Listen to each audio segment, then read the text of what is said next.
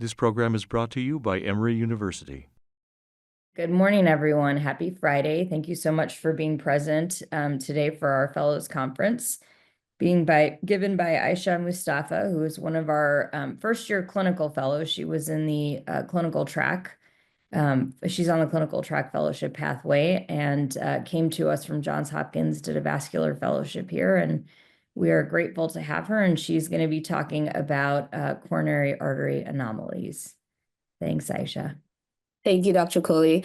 As Dr. Kohli mentioned, my name is Aisha Mustapha, and I will be talking to you all today about coronary artery anomalies with a special focus on anomalous aortic origin of Recording in coronary. progress. So we'll get started with a case here. And our case is about a 44-year-old male with a past medical history of anxiety and panic attacks who presented with recurrent chest tightness, shortness of breath, and elevated heart rate. He has had chest tightness in the center of his chest ongoing intermittently for about 4 years, but recently noted increasing in frequency up to 5 times in the week prior to his presentation. And this was concerning to his primary care doctor for unstable angina. He does not have a personal history of coronary artery disease, but does have a family history of heart failure and CAD. Social history, he describes average physical activity. He plays pickup basketball, sometimes goes to the gym once a week. He's never played sports in high school, is a non-smoker and drinks alcohol socially. And his tropes were negative on presentation. This is his EKG here, and as you can see, ultimately unremarkable sinus bradycardia and no specific ischemic changes.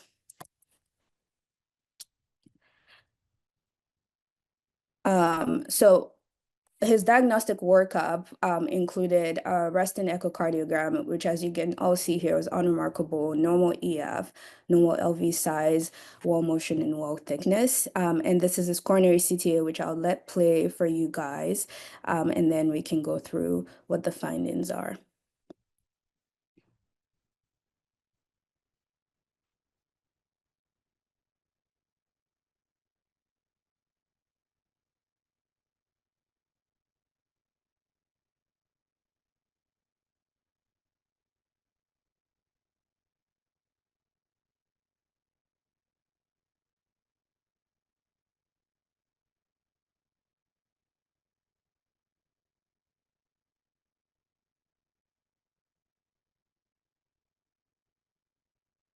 Okay, so I'm gonna play this a little more slowly and pause it. So here, what you can see is obviously the aorta and the pulmonary artery bifurcating. And then, as we start to go through, we're able to see, the left atrium filling with the pulmonary veins and the left ventricle as well. And here, right here in the AV groove is likely the left circumflex artery, and up here likely the LAD and the branches of the LAD. And then as we go forward, we're able to see that this single ostium is arising from the right coronary cusp and gives rise here to the left coronary system that sort of dives to the left in between the aorta and the pulmonary artery. And then moving forward also gives rise to the right right coronary artery, which is obviously dominant, and you can see gives rise to multiple branches as it goes all the way around. And so what this was read as was an anomalous left coronary system with a left coronary artery that arises from the right coronary cusp. There was a mention of an anterior course between the aorta and the pulmonary artery, which they described as a malignant course. And then they also mentioned no obstructive CAD with a coronary calcium of 0. Just a quick word here on nomenclature. So in older literature, the different courses of coronary arteries were anomalous coronary arteries were described as malignant versus benign. However, in more recent literature, there's a push towards describing them as more high risk, intermediate risk, or low risk in terms of the clinical significance. So the patient also had an exercise SPECT, and he was able to exercise for 10 minutes and 59 seconds. The report mentions non-limiting angina during the test that stopped with recovery, but ultimately he achieved 13.3 METs, 89% of his maximum heart rate. At rest at rest his EKG was normal. During stress, he had 1 millimeter upsloping ST depressions in several leads without arrhythmias, and at recovery, he had non-specific ST changes. So this is a clip of what his EKG looked like during stage 3 of exercise, and that arrow is pointing into one of the leads where it looks like he has an upsloping ST depression. And here at recovery, we can see that the ST depressions are resolving. So, his perfusion study was read as probably normal. He had normal ejection fraction at rest that increased appropriately with exercise. So this is his coronary angiogram here. And I'll play both of them so you guys can see. And so what we see here is basically corresponds to what we see on the coronary CTA. We have a single ostium in the right coronary cusp, and the left coronary system originates from the right coronary cusp, and as you can see, cross and then gives rise to the different branches of the left system. And I'll pause here. So again, left main, pretty long left main gives rise to a circumflex, what looks like a ramus, or maybe a high OM, and then an LAD with a large septal branch. And so again, this was read as an anomalous left coronary artery arising from the right coronary cusp. Ultimately, the patient had non-obstructive disease visually and by IFR.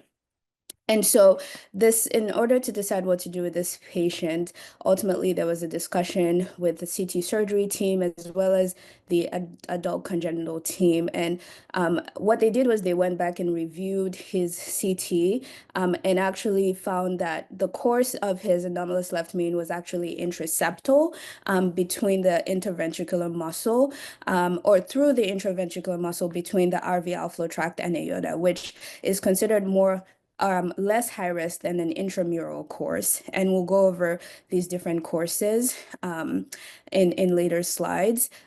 But taking that information with the patient's negative SPECT test and non-obstructive disease on cath, it was ultimately decided not to offer surgical intervention for this patient. So this is an example, not our patient, but this is an example of what an intraseptal course looks like for an anomalous coronary artery. So here we see that the artery actually dives into the interventricular muscle and follows the path of the RV outflow tract, and most importantly is below the level of the pulmonary valves. And here you can sort of see this dip is where supposedly the artery is diving into the interventricular muscle. And we can sort of see it here with our patient right here. There's this little dip, and this is where the artery is diving into the muscle as well. So the objective of this talk is to understand coronary artery variants, to explore diagnostic tools and evaluate anomalous aortic or for evaluating anomalous aortic origin of coronary arteries and to review current guidelines for management. So in general, congenital anomalies of coronary arteries are seen in about 1 to 5% of the population, and abnormalities typically can be due to anomalous origins, either from the aorta or from the pulmonary artery. The arteries can also have aberrant courses or incomplete formation, leading to a fistula. And specifically, anomalous aortic origin of coronary arteries is a malformation where the artery originates from the opposite sinus of Valsalva or above the opposite sinus. In some cases, the anomalous arteries can originate from the non-coronary sinus, but that's very rare. And we're starting to see more and more of these cases because we have a lot more imaging in our toolbox than we used to. The true prevalence of anomalous aortic origin of coronary arteries is actually not known because a lot of the studies that we have focus either on symptomatic patients or patients who are dead. So in autopsy series of the general population, we know that the prevalence is about 0.2 to 0.5%. And we also know that the prevalence of an anomalous right coronary is higher overall than the prevalence of an anomalous left coronary artery. And although a lot of these anomalies are detected as incidental in asymptomatic patients, approximately 20% of these patients will have a potential risk of coronary ischemia, leading to myocardial infarction, arrhythmia, and sudden cardiac death. And actually, anomalous aortic origin of coronary arteries is known to be the second leading cause of sudden cardiac death in young athletes, behind HOCM, and is responsible for about 15 to 20% of sudden cardiac death in this population. So I just wanted to start with taking a look at what normal coronary anatomy looks like. So this is a cross-section of the aorta, and you can see the right coronary artery arising from the right coronary cusp, the left coronary artery arising from the left coronary cusp, and you can see the coronary system and the aorta here in relation to the pulmonary artery. In terms of thinking about the different anomalies of coronary arteries, we think about anomalies of origin, which I talked about is, you know, sometimes these arteries can arise from the opposite sinus or actually from the pulmonary artery itself. We think about anomalies of course, which we'll spend, a lot of time on today. And there are different courses that the arteries can take once they originate. And the arteries can take a prepulmonic course, which you can see here, is anterior to the pulmonary artery, and is typically a more low risk course. They can take, this is a retroaortic course where they sort of dive behind the aorta. They can take a transeptal course, and this is similar to the case I showed you, where they're diving into the intraventricular septum at the level of the RV outflow tract and below the level of the pulmonary valves. They can also take a retrocardiac course where they actually go all the way and course in the posterior AV groove behind the right and left atria. And these courses so far are low risk. And then lastly, they can take an interarterial course, which is considered a more high-risk variant, where they course between the pulmonary artery and the aorta. And the reason that we worry about this is it's likely associated with having an intramural segment where the artery actually dives within the tunica media of the aortic wall.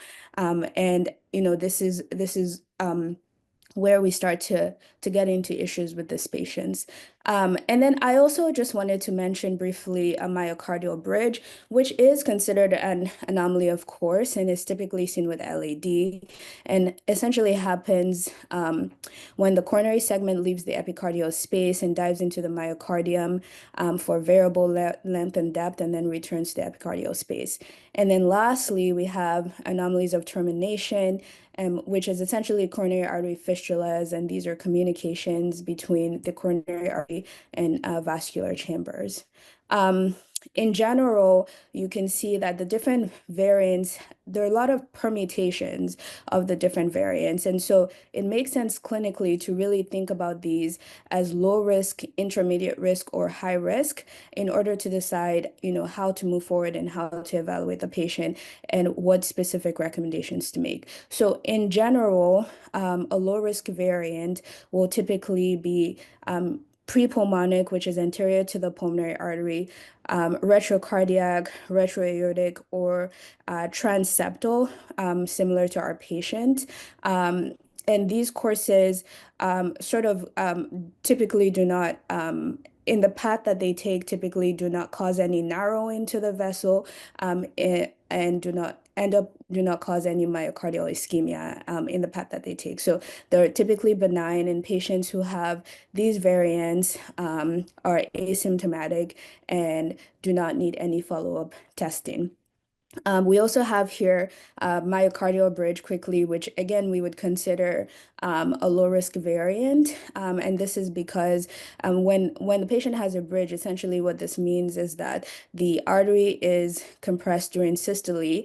And because a lot of coronary artery filling occurs during diastole, there's typically not much significance when we find myocardial bridges in patients. And then lastly, we have coronary artery fistulas, and small fistulas are considered low-risk variants as well. And then we have these intermediate risk variants, and these are variants really of unknown significance. We know potentially that they can be more high risk if they are associated with what we consider high-risk anatomy, which we'll also talk about.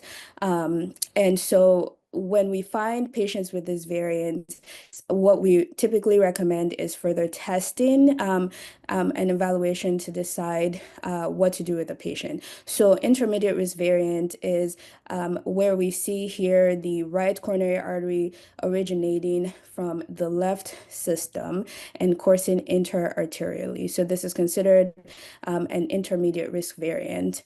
So depending on what else is going on clinically, can be higher risk.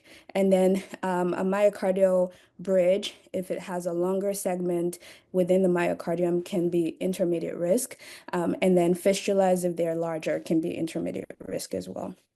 And then lastly, high-risk variants. So these are variants that are concerning, and typically high-risk variants have to do with anomalous left main or anomalous left anterior descending arteries. High-risk variants are typically intra-arterial course or intramural segments, or the coronary system originating from the pulmonary artery. So typically, when there is an interarterial course involving the left coronary system, we're worried about this. And this is because in a lot of the autopsy series that we have, patients with anomalous left coronary system interarterial course in athletes and in young patients are more associated with sudden cardiac death. So we have these autopsy series associating these variants specifically with sudden cardiac death in young patients and in young athletes. So these are typically more high-risk variants and require further workup and possibly surgical intervention. And then here we have example of the coronary system originating either left coronary system originating from the pulmonary artery, and this is called the Bland-White-Garland syndrome, which I won't go into, and these are typically more high risk as well and may require surgery. So we know based on autopsy data that although the population prevalence of a right anomalous coronary artery exceeds that of a left anomalous coronary artery by 5 to 10-fold, the prevalence of a left anomalous coronary artery in young athletes with sudden cardiac death actually exceeds that of a right anomalous coronary artery by about 5-fold. So again, that's more of a high-risk variant. And so I wanted to show the study here of 27 athletes who died of sudden cardiac death, and were found to have interarterial courses. As you can see, a lot of these athletes were male between the ages of 9 and 32, and you can see here that it's really a wide variety of sports, so there are no specific sport type that is necessarily associated with the sudden cardiac death. And most importantly, a lot of these athletes had anomalous left main coronary arteries. So 23 out of 27 of these athletes had anomalous left coronary systems, and only 4 had anomalous right coronary systems. And what was interesting about the study is that prior to their sudden cardiac death episode, these athletes had normal resting EKGs, normal stress EKGs, and normal resting echocardiograms. And so and then the other important thing here is that actually what was noted is that 12 out of 27 of those athletes had syncope and chest pain episodes prior to sudden cardiac death, which typically doesn't happen. What we see is the first manifestation in some of these patients is a sudden cardiac death. The implication just in general, what we also know is potentially that high-risk variants are more associated with ischemia. And so here we have a study from 2004, which shows 14 patients with anomalous coronary arteries and no coronary artery disease with a mean age of 51. They all had transesophageal echocardiograms that identified anomalous origins and revealed interarterial courses in 5 of those cases. And what they showed is that 4 out of 5 of the cases with interarterial courses had reversible myocardial perfusion defects. So what this suggests is that the more high-risk variants are also more likely to be associated with ischemia. So just quickly wanted to talk about the symptoms and presentations. As you all know, a lot of these patients will be asymptomatic, approximately 50%. However, patients can also develop angina, syncope, arrhythmias, as well as sudden cardiac death. So in terms of arrhythmia, what happens is that there are bursts of myocardial ischemia, which can lead to patchy areas of myocardial fibrosis, and this can serve as a substrate for lethal arrhythmias in these patients.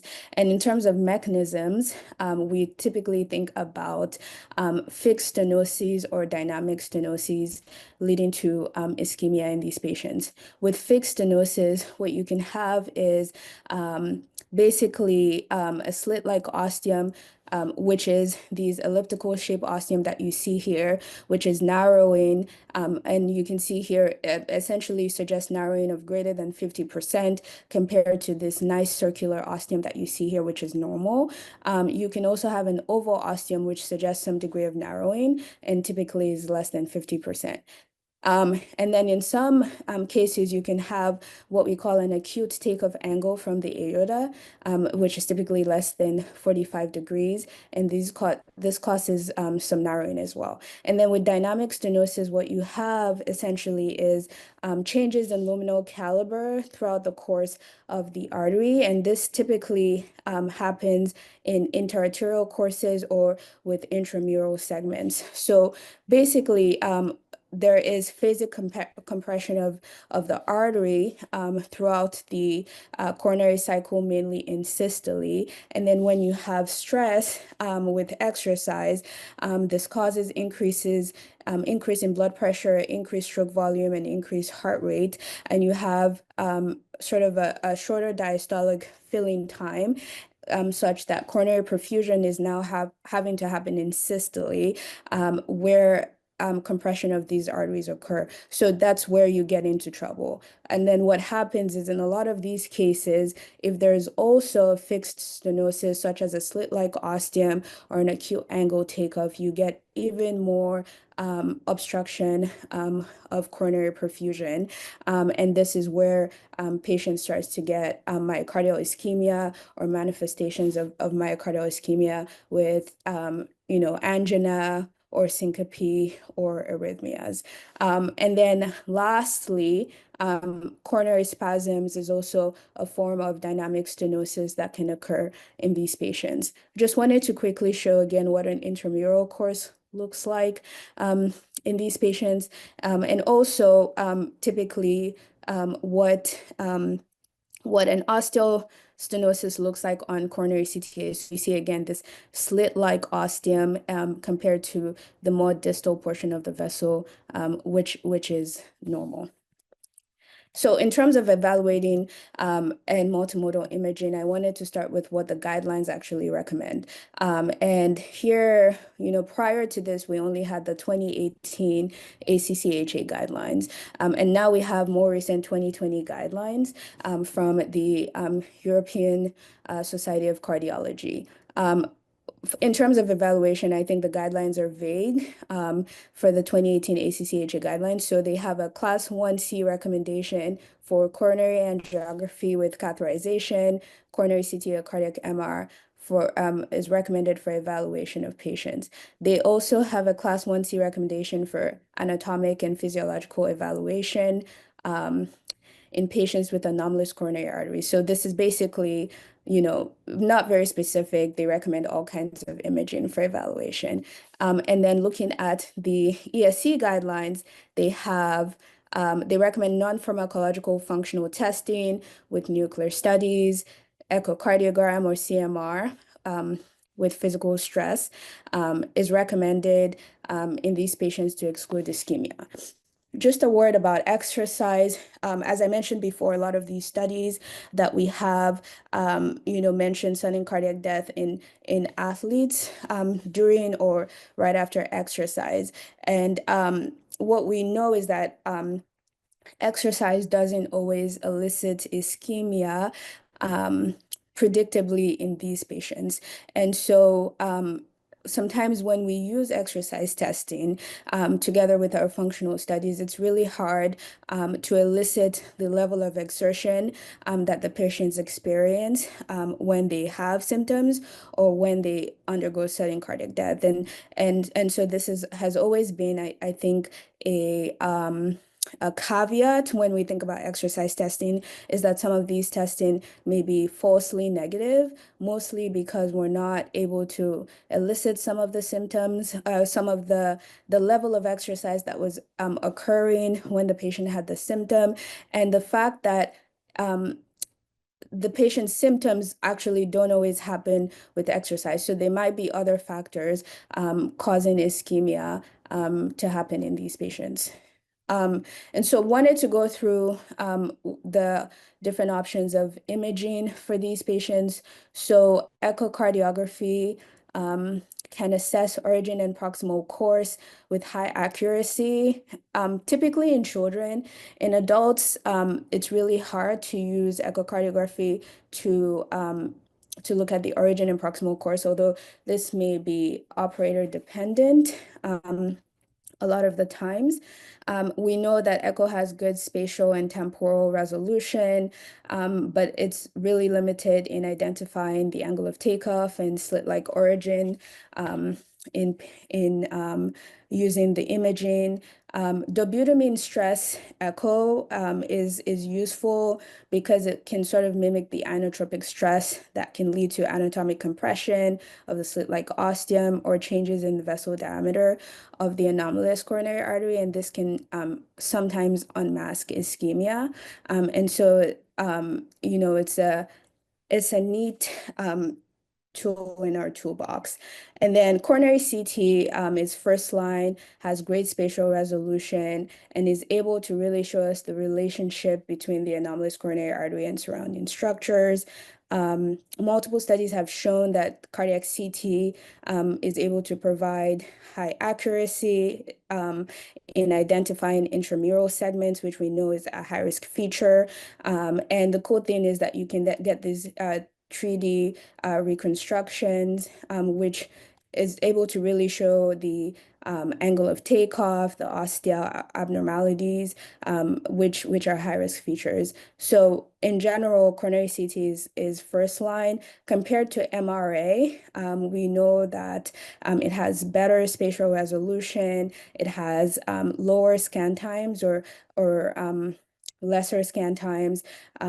It's typically cheaper than an MRA, and so it's typically more favored. However, does require radiation, which in young patients can be less ideal. And then we have cardiac MRI, which has good spatial resolution, and we're able to get functional information as well with valvular function, myocardial viability, and SCAR. We can also do stress cardiac MRI, which is useful, but the disadvantage is long acquisition time. This is a picture that's probably shown in every talk of anomalous coronary artery, and is essentially just showing the different things that we can tell with a coronary CTA. And I'm not going to go through all of this because we've talked about most of them. But the cool thing is that with a coronary CTA, you can not only see that the vessel is narrowed, but you can also see the length of narrowing, which is particularly useful specifically for intramural segments, and becomes useful with surgical planning as well. And then you can also see the takeoff level above and below the commissure, aortic commissure, which is useful for surgical planning as well. And then with nuclear imaging, I think the good thing about nuclear imaging is it helps to further risk stratify the patient. It enables evaluation of myocardial perfusion, and provides insight into the functional significance of the anomalous arteries. SPECT and PET can unmask ischemia in symptomatic and asymptomatic patients. However, as we have said, ischemia does not always happen in these patients or is not always reproducible in these patients. So when a patient does not have ischemia, however, has symptoms and has high-risk anatomic features, a negative nuclear imaging does not portend low risk. And so these patients are still at high risk because we get a lot of false negatives with nuclear imaging, again, because we're not able to mimic those same exercise conditions that we need to mimic in patients. I think where nuclear imaging really shines is as hybrid imaging together with a coronary CTA. And so this is a study from 2017 looking at 46 patients with anomalous coronary arteries who were diagnosed by coronary CTA. And these patients ultimately underwent SPECT testing, and they were found to have interarterial courses. So 26 out of 46 patients had interarterial courses, and all of the other variants of patients in studies were considered low risk. Basically, with hybrid imaging, they tried to match the segment where there was anomalous coronary artery with myocardial ischemia. And what they actually showed is that myocardial ischemia was only present in patients that had also had coronary artery disease. And so the area where they found ischemia or scar corresponded to the area where the patient had obstructive coronary artery disease and not necessarily the area that was being supplied by the anomalous coronary artery. And so what the study basically concluded is that hybrid imaging with coronary CTA and nuclear imaging is a valuable tool to discriminate the impact of anomalous coronary artery and concomitant CAD in myocardial ischemia, and is especially useful in older patients where the likelihood there is a higher likelihood that there is ischemia as a result of CAD compared to ischemia as a result of the anomalous coronary arteries. And then lastly, with invasive angiography, used to be first line, but now I think it is only used in conjunction with the non-invasive imaging such as cardiac MRI and coronary CTA. And the good thing about this is it's able to assess dynamic changes in luminal caliber throughout the cardiac cycle. And so basically we can quantify a coronary flow at baseline and during pharmacological challenges with dobutamine, which again mimics stress on the heart. And so here we see IFR of a patient with anomalous coronary artery at baseline, is sort of borderline. And then when we use dobutamine, it's clearly abnormal. And then the same patient has FFR that's also abnormal. So invasive angiography can be useful in these patients and is also especially useful when combined with intravascular ultrasound, which is able to determine the length and presence of intramural segments. The disadvantage is that sometimes we're not able to engage the ostium, the cusp, and we're not able to adequately detect the presence of the anomalous coronary artery. So if we're not able to detect it on angiography, we're not able to diagnose it. And in a lot of cases, we're not able to tell completely the exact course of the anomalous coronary artery when it's detected. And so in a lot of cases, you still need non-invasive imaging to be able to fully understand what's going on with the patient and the patient's anatomy. For management, wanted to quickly touch on medical management. So beta blockers are useful. They have negative inotropic and chronotropic effects, and so ultimately decrease stress on the heart in a way that's useful for these patients.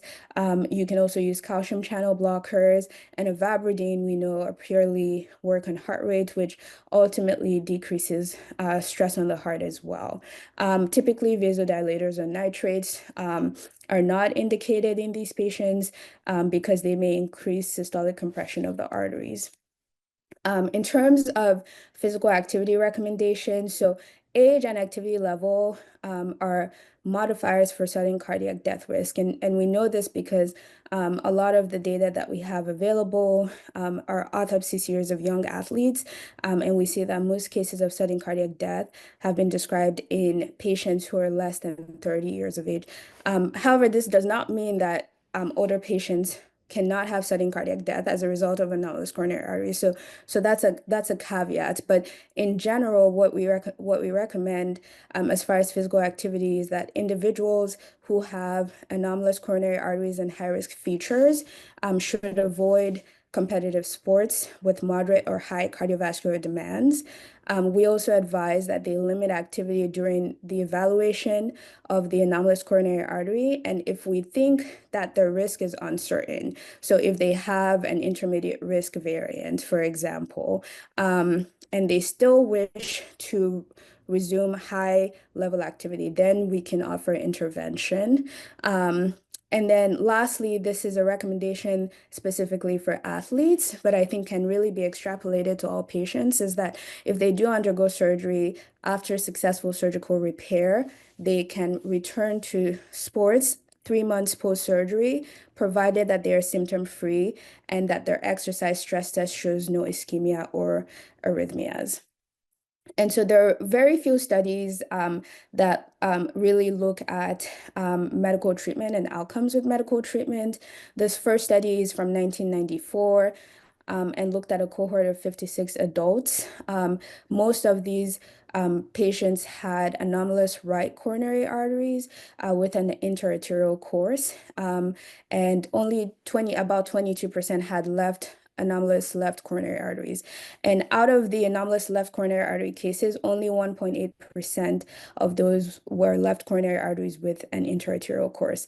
And what they found was that basically with conservative management, exercise restriction, or medical therapy with beta blockers and calcium channel blockers, there were no cases of sudden cardiac death during a mean follow-up of about 6 years. And then we have this other study in 2013 where they found that 19 out of 70 of the medically managed patients, so about 27%, had worsening chest pain and reduced exercise tolerance over a mean follow-up of 15 months.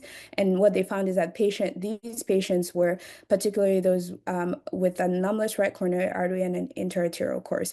So I think really the distinguishing factor here for whether or not medical management or conservative management works is really the degree to which there is arterial compression when the artery goes through an interarterial course, or whether or not the patient has other high-risk features. It sounds like the more high-risk the patient's anatomy, the less likely potentially that medical management will be ideal.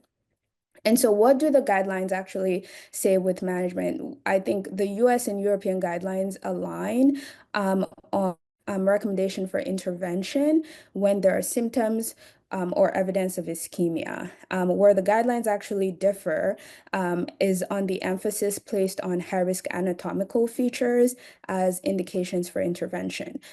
So just to quickly go through this, when looking at the US guidelines, so surgery is recommended for anomalous coronary arteries when there are symptoms and diagnostic evidence consistent with coronary ischemia attributable to the anomalous coronary artery. And similarly, the European guidelines also mention that surgery is recommended for patients with typical angina who present with evidence of stress-induced myocardial ischemia in the matching territory of the high-risk anatomy.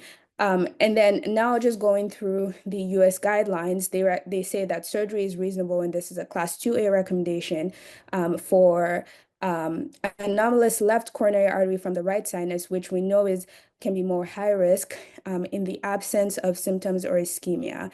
They also recommend surgery in the setting of ventricular arrhythmia, and this is a class 2A recommendation. And then lastly, they recommend surgery or continued observation for asymptomatic patients with anomalous coronary arteries, no evidence of ischemia on evaluation, and no high-risk imaging. So that's a class 2B recommendation. In general, I think the European guidelines are a little more specific, and I think it's really helpful in terms of thinking about what to recommend for a patient. So they recommend surgery also in an asymptomatic patients with evidence of myocardial ischemia. So that's a class 2A recommendation. They recommend surgery in asymptomatic patients with left anomalous coronary artery, which again is high risk, no evidence of myocardial ischemia, which again we know doesn't always happen and is not always reproducible. But patients who have high risk anatomy. So really, I think the importance of high risk anatomy comes into play here. And then they also recommend surgery in symptomatic patients, even if there's no evidence of ischemia or high-risk anatomy. So they're saying if the patient has symptoms, it may be reasonable to provide surgery, and this is a class 2B recommendation. And here they use age as a guide as well. So asymptomatic patients with left anomalous coronary artery without myocardial ischemia or without high-risk anatomy when they present at a young age. And that's a class 2B recommendation. And then lastly, surgery is not recommended for patients with anomalous right who are asymptomatic, no ischemia, and no high-risk anatomy. And so this is an algorithm that I think really takes into consideration all of the patient's factors, including their age, whether or not they have symptoms, whether or not they have a high risk or low risk variant, and whether or not they have anomalous left or anomalous right, and really puts everything together to come up with a recommendation for exercise as well as surgery. And I think this is really the most, really, I think the best tool that I found out there in terms of how to think about these patients and how to put all their information together. So starting with the red boxes here, we see these are patients who are asymptomatic with negative functional imaging and overall have low risk variants, so prepulmonic, retroaortic, transeptal. These patients, if they have negative imaging and are asymptomatic, typically do not require surgery. And so that's pretty clear. And then looking specifically at the patients who would require some sort of intervention or exercise restriction, and just looking at the right side of the screen here, specifically for right anomalous coronary arteries, we see that patients who have ischemic symptoms or positive functional testing with an interarterial course, typically, we recommend for those patients to consider exercise restriction until surgical intervention, or if no surgical intervention. And then coming to the left side of the screen here, for patients with left anomalous coronary arteries. So again, patients with interarterial course, ischemic symptoms, positive functional testing, we should consider exercise restriction until surgical intervention, or if no surgical intervention. And then here we start to sort of delineate based on age and athletic activity. So if a patient is asymptomatic, young, and is sort of highly athletic, and they have high risk anatomical features, we again should consider exercise restriction for these patients until surgical intervention, or if no surgical intervention. Even if a patient is asymptomatic with low athletic risk but young, we should still consider exercise restriction for these patients. And then lastly, here, it's a little different. So if a patient has high risk anatomy, is highly athletic but greater than 35, in these cases, we would still consider exercise restriction for them as well. So I think this is a really great table to look at, and really try to figure out, what bucket to put the patient in and what to recommend based on that. And then lastly, just wanted to go through really quickly the different surgical techniques. So a lot of these patients will get on roofing procedures, and this typically occurs for patients with interarterial courses or intramural segments. So you can see here the artery is basically they cut through the intramural segment, they unroof the artery, and then they implant it in the right coronary sinus. This can be tricky depending on whether or not the artery is above or below the level of the aortic commissures. And in situations where the intramural segment crosses the aortic commissure, is below the aortic commissure, sometimes what needs to happen is I guess the creation of a neoosteum above the aortic commissure and then a partial unroofing of the artery. Coronary reimplantation, essentially taking the artery and implanting it in the right coronary sinus. And then I just wanted to briefly touch on CABG. CABG typically is not used except for when the patient also has concomitant CAD, typically is avoided because what happens is you have chronic competitive flow with the native coronary arteries. And in cases where we actually use CABG, the recommendation is to ligate the native arteries, but we typically try not to do that because we don't want the patient to have coronary perfusion that's completely dependent only on a graft, especially when they're younger. So again, quickly, this is a retrospective review that was conducted on 39 patients who underwent surgical treatment. And a lot of these patients were symptomatic.